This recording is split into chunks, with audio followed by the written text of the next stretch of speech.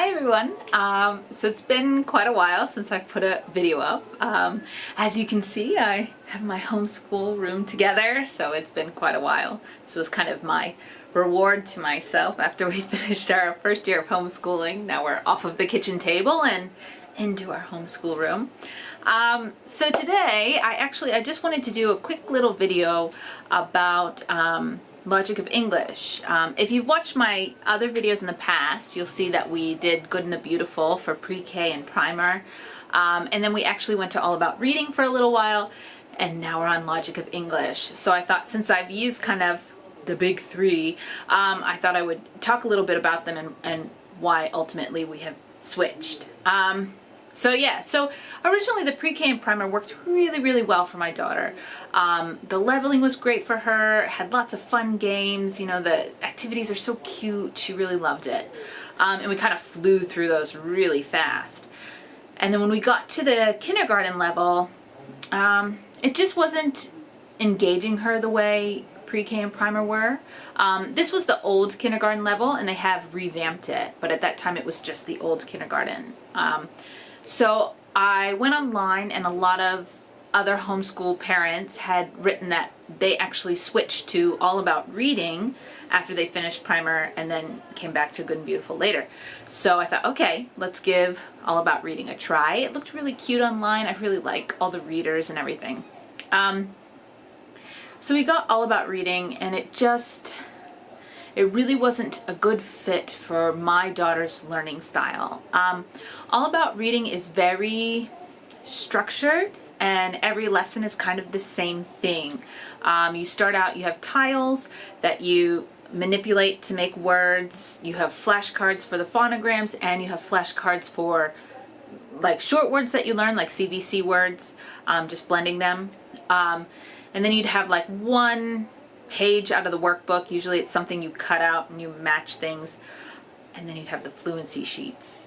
These were the real killer for us. If anybody's done All About Reading, you know about the fluency sheets. They're a really important part of the program, but my daughter just did not like them at all. And she struggled with the tiles, didn't really like the flashcards, and then struggled with the fluency sheets. Every lesson was difficult for us. Even though she could do everything, she just didn't want to do it. Now I know there's a lot of homeschool parents that came up with all these great ways to use these fluency sheets to make the practicing fun, and games to do the flashcards and this kind of stuff. I'm just not good at coming up with that stuff on my own.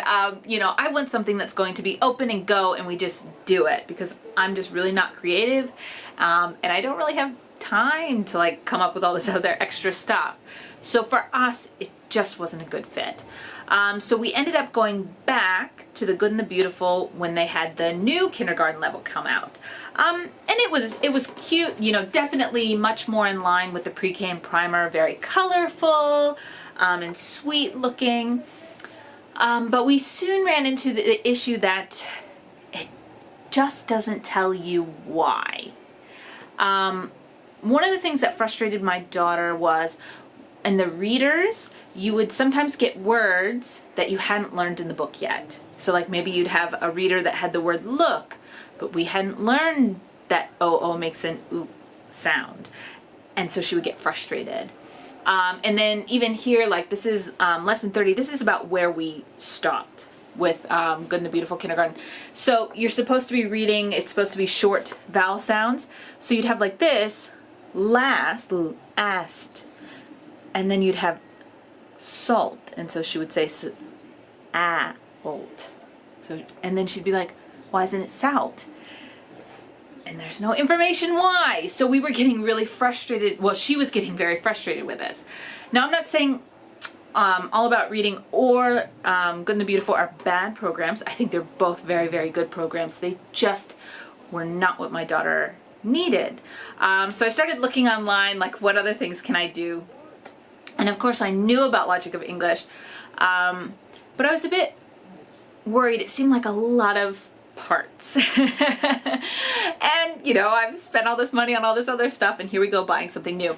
But ultimately we decided to get it. I'm so happy we did it. It's the perfect program for my daughter. It fits her learning style just right. It's very active, lots of games. Every lesson feels different. You do have a structure, but because they change things around within that structure, it does feel fresh and new every time you come to a lesson. So we're actually doing B right now, but I'll go ahead and start a little bit with A. So if you do Logic of English Foundations, you'll get the teacher's guide, and everything you need to know is in this. It's very like open and go. You don't have to think about it, you just do it. So you'll start out with just kind of the overview of what you're going to do. And then in A, generally you'll have something to practice the phonograms first. It might be a blending or identifying a sound, something like this. And then you'll learn your new phonogram for the day. You'll usually do the flashcard, and then like you'll read the page in the Doodling Dragons book. And then sometimes they'll have like little activities you can do, like so this one's J, so all the J things you can do that day. We didn't generally do these because a lot of the initial phonograms were just review for my daughter, so we did go through A quite quickly. But if you haven't done any phonics work at all, this might be something you would want to do. And then you do your handwriting. No matter if you do the cursive or the manuscript, you use the same teacher's book, so you can teach both from this teacher's book. Only the workbook will be different. So we did the cursive, actually. I'll talk about that a bit too. And then you'll have some kind of activity, some kind of games. Some of them are for groups and some are for individuals, so you just need to look, you know, obviously if you have more than one child or just one. And then towards maybe about the middle of the book, you start doing basic spelling. And this is something that's nice too. If you do All About Reading, you have to eventually add in All About Spelling, but with Logic of English, it's all together, and the handwriting, so you don't have to get another handwriting thing either. So even though it might be a little bit more in the beginning to do Logic of English, you are getting a lot more included in that. Sorry, so this is just more of the writing, and then you usually have some kind of comprehension activity at the end. Oftentimes that's something out of the workbook. So I'll show you the workbook too. So we did the cursive. If you do manuscript, you'll have the manuscript workbook. That's for A and B. You'd get a different one. So usually in the lesson you'll do their handwriting first. Don't be scared by all these lines. They just pick the line that they like the best, and they write on. My daughter usually does the bottom two lines. She likes to write big. She doesn't like the tiny ones, but whatever your child is comfortable with. And then a lot of times the activity is just something like, I'll read something in the book and they have to circle like the object that starts with that sound, something like that. So it's pretty easy in the beginning, and then towards the end they'll get more like starting to read, and then they'll match it like this kind of thing. The only other thing you get from the workbook is the readers in level A actually come from the workbook, and the kids put them together themselves. So you'll have like pages of pictures that you cut out, and then they have to read it and then paste in the right one. So you won't have any like separate readers with A. Those will start coming in with B. Let's see. So for A, like I said, most of it was review because we did go through the Good and the Beautiful. So she had kind of the basic like first sound of every letter. The thing that's really nice about Logic of English, and actually it's something that made me nervous about switching to Logic of English, but now I'm really happy about it, is that they teach all sounds that each letter makes at once. So like when you learn the letter I, you don't just learn the short sound I, you learn I, y, all the sounds that I can possibly make. Now, I was a little nervous, like, is this too much information for a 5-year-old? But honestly, it's been really great. I think like her reading, it's so much easier for her because when she's reading, she's not surprised when a sound is different. So for example, like the first time she read the word his, right? Normally in a normal program, they just teach you the sh, sound for S, and so you would sound it out, is. But that's not what you want to say. You know, you want to say his. But for her, because she's learned that S can say S and Z, she will automatically go to the second sound, and it is right. Like, she understands that it's right, and she understands that it can be this way. It's not an exception. This is how she's learned it, that it can sound both ways. So I really loved that. So anyway, so when we did A, she had a basic, knew the first sound for every letter. So she really, the only new things were doing the additional sounds. So she learned the, extra sound for G and all the vowels, this kind of thing. And so I actually decided to do the cursive because I thought it would be nice for her to have like a little challenge. She's done a bit of print already. So I thought, well, at least if we're just reviewing most of the phonograms, at least the cursive will be new. And if you're trying to decide if you should do cursive or print, I have to say I'm really, really happy with the cursive. My daughter actually, I asked her like after we first started doing this program, and she told me she thinks the cursive is a lot easier. So yeah, I think it's great. So I really think, like, if you can't really decide, I would lean towards the cursive. I mean, worst comes to worst, it doesn't work out, you can just change and do the print anyway. You can write the print in there, right? But maybe try for the cursive first. It's really great. So anyway, so for the level A, Foundations A, we normally finished a lesson in about, I would say 20 minutes. It was pretty average. And we went through it a little less than 6 months, about that. So now we're doing B, and the structure is very, very similar. Excuse me, I have a bookmark in here. The structure is very, very similar. Again, you have all of your teaching guide overview at the beginning, so you kind of know what you're going to teach. And then you do your handwriting. In A, you do lowercase, and in B, you do uppercase. And then you do, if there's a new phonogram, you would learn it here, or maybe you just do the review of earlier phonograms you did, and whatever games you're going to do. Sometimes you'll play like Go Fish with the game cards, or War. This one is phonogram memory. Yeah, so there's always little games. And then sometimes you'll learn a rule, like the silent E rule, or words can't end in whatever, I, U, V, or J, this kind of thing. You learn something like that, and then you'll do the spelling. What I really like too is they'll give you 5 words. So the first 3 are the ones that you kind of need to do, and then if you need an extra challenge, they give you 2 more. The nice thing in B is they do put little challenges. Maybe not in every lesson. We had a challenge in our last lesson to write our own book. Where did it go? Yeah. So you'll see here, I don't know if it's clear or not. So they do kind of little, like an extra thing. So like if your child can handle the basics that you've already done, look, here's a harder thing to do. So like for this one, our challenge was after she read the reader, she had to like write her own story about pets, so something like that. So it's cute. Yeah, and then every 5 lessons in A and B, you'll have like a little assessment, and it will tell you like in here, like if they have a hard time with this, you should go back. If they do well on this, then you can keep going. So there are assessments every 5 lessons. So that's really helpful too. Let's see. These ones, the lessons run us a little bit longer because now we're doing all new sounds. We're doing a lot of 2-letter phonograms in B. So it's things my daughter's not familiar with. So I'd say it's about 30 minutes a lesson, maybe a little more. I try not to go too much over 30 minutes. So some lessons when they have the reader, I might do the reader on a separate day just because I don't want to overwhelm her with too much. So it'll just, depend on your child, like how much they can do before they are like, that's enough, Mom. Okay, so how do I organize everything? The thing with Let's Go English is there's a lot of parts. So I'm always looking like for tips. I love being organized if I can be. I'm not the best at it, but yeah, so basically I keep most of it in this big giant plastic, I don't know, craft box I found.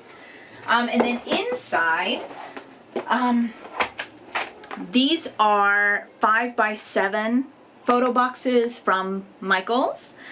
So here we have the phonogram flashcards. So you can see we're doing the 2-letter ones right now.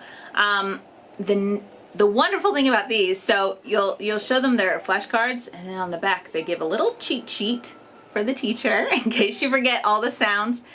So you can see here, you know, in most programs you would just learn ch, but this one you learn all 3, the ch and sh for the CH phonogram. So I keep those in here, and then, ooh, sorry, I'm banging the camera there. Anyway, and then the other one is the tactile writing cards. So these would change if you get the cursive program, you'd get the cursive ones. If you get the manuscript, you get the manuscript ones. Yeah, they just like feel kind of like sandpaper. Not as rough, like very light sandpaper. So anyway, when you're teaching them how to write the letter, you know, you just have them trace it, and then you have to say, it'll tell you what to say to make it, like bump, slide, swing, whatever words you're supposed to use, and also the different sounds so you remember. When you're teaching them letters, you don't really say the letter name in Logic of English, you say the sounds. So like, I don't tell her it's Y, I'll be like, you know, y, I, E. Yeah. Anyway, what we usually do, in one of the lessons they had mentioned this, and we just kind of kept going with it because it worked really well for us. So like in one of the lessons they had said, like, after you trace it, then try and like do it with your elbow. And so we've kind of been doing it like, first we trace it, then we do it with the elbow, and then we write it with our nose, maybe an ear, and then you always end with the bum, you know, because kids like doing anything with their bums, right? And so that's how we've been doing all of our letters. So again, in A you would do the lowercase, and in B you would do the uppercase. So that might be something to keep in mind if you're trying to decide between A and B. Yeah, so there's both of those. And then the next one is the game cards. And these you will use a lot. There's lots of card games in Logic of English, which I think is why my daughter likes it so much, because she is the game queen. She loves to play games. So usually when you play the games, you'll have like the same cards from the cursive deck and the book face. Jim Halpert, right? Everybody thinks that when you say book face. Yeah, so you'll use the cards from both, and then it will be like kind of like a matching activity. So like if you're playing Go Fish, like if I had the A, do you have A? Then they would give you the book face version. Now, one suggestion I have, when you buy the whole set, if you do cursive, they'll give you the cursive and the book face. If you do manuscript, they'll give you the manuscript and the book face. I actually think it's really great to have all 3. The reason being, the font is very different between the manuscript and the book face, and I think it's really good for the children to see both. You know, like the book face, you have the weird circly G, the T is like that, you know, kind of curvy T, and the A has the little thing on top. And I think it's helpful to also see it the plain way, you know, like if they just see people writing. So I think it's about $10 extra for the extra card deck, but I suggest it. Excuse me. These are also from Michaels. They're, I forget what they're called. I think they're also in the photo idol. Sorry. And they come in a pack of 4. And they're the shorter ones. They have 2 sets, one's thicker and one's shorter. So this is the shorter one, and the game cards fit absolutely perfect in there, so it's great. And then the other one you have is the tiles. So these, once you start doing the spelling, you'll be using these every lesson. I know some people put the magnets on them so they can like stick them, but we don't like to do that. We just like to do it on the table. So I haven't done anything to them. They're just how they come.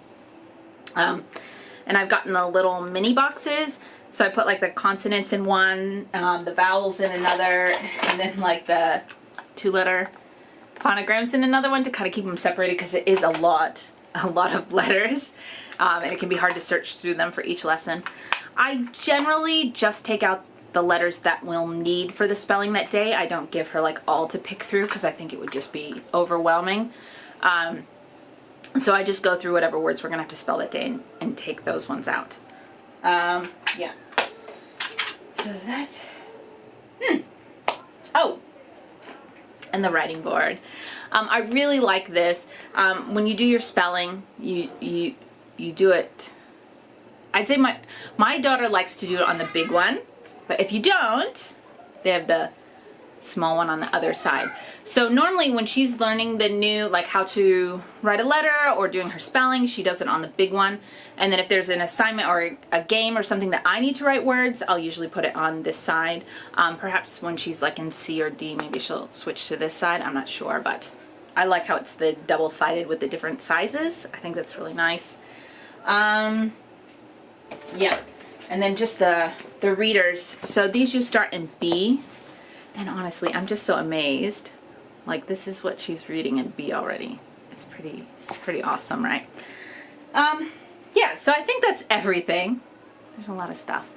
So I just want to say, I think like all of these phonics programs are really good. Really, you really can't go wrong with All About Reading or Good and the Beautiful or Logic of English. I think the best thing is just to think about how your child learns best. You know, my daughter is very active. She loves games. She loves playing. She really can't sit still. She always wants to be doing something. So for her, Logic of English is definitely the best fit. I would suggest, like, if you have a child that learns this way, don't skip any of the games. You know, like when you're going through the book, some of the games might seem a little easy. Like I remember one of them, it was just like they read a word on a piece of paper and they stack a block and see how tall their tower can be. And I thought, no, she's not going to want to do this. It was like her favorite game. She was smiling and laughing. She had so much fun. So even if you think the game seems a bit simple, do it. Really, they love it. They love all the games. I think All About Reading is a much better program for like a child who just wants to sit there and get their work done and move on. You know, honestly, the reason I picked All About Reading over Logic of English in the beginning was because that's how I learned better. And so when I was looking for programs, I thought, well, if I was learning to read again, this is the way I would learn to read. Like, just sit there, read the thing, get it over with, and go. You know, I'm not one of those ones who likes to do all those little games and stuff. I just want the information so that I can just do it. So I think it's really important just to think about what kind of learner your child is. And sometimes they change and you have to like do everything differently. So for my daughter, Logic of English is definitely the best fit. It's lots of games, very active. She loves the practice, really. She asks me almost every day, can we do Dragon School? Can we do Dragon School? Like, she loves it. She has so much fun.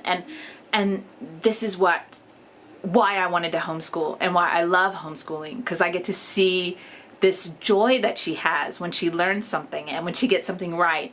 And I love, like, when she sees my face when I'm so excited that she's done something amazing and she gets to see it. And that we get to do this together. So for us, there has been so much joy in Logic of English. So I really love it. I think it's a beautiful program. Yeah, I don't know what else to say about it. I would say, like, if you're looking at differences for you, I would say the biggest difference is Logic of English is going to teach them all the sounds that a letter makes at once. It's going to teach them all together. It's not going to teach them exceptions. It's going to teach them a rule for everything. So if you have a child that needs to know why for everything, I think it's a very good program. And it also has the most games, most hands-on, most activities. I think, like, Good and the Beautiful, if I had many children, I would probably stick with Good and the Beautiful, because Logic of English does take more time. It is more teacher intensive. So I think that is something to think about as well. I don't know how many lessons I could do a day. Do you know what I mean? So if I had like 6 kids, I don't know if I would do it. But yeah, and All About Reading is great as well. The readers are so cute. So anyway, so that's all I have to say about the programs. They're all great. They'll all be lovely. But just think about what your child would learn best with. I'm happy to answer any questions you have. I really hope this was helpful. I'm so sorry it was so long. I love to talk, don't I? But yes, if you have any questions, write them below. I'll try to get back to you. And I'll talk to you soon. Bye.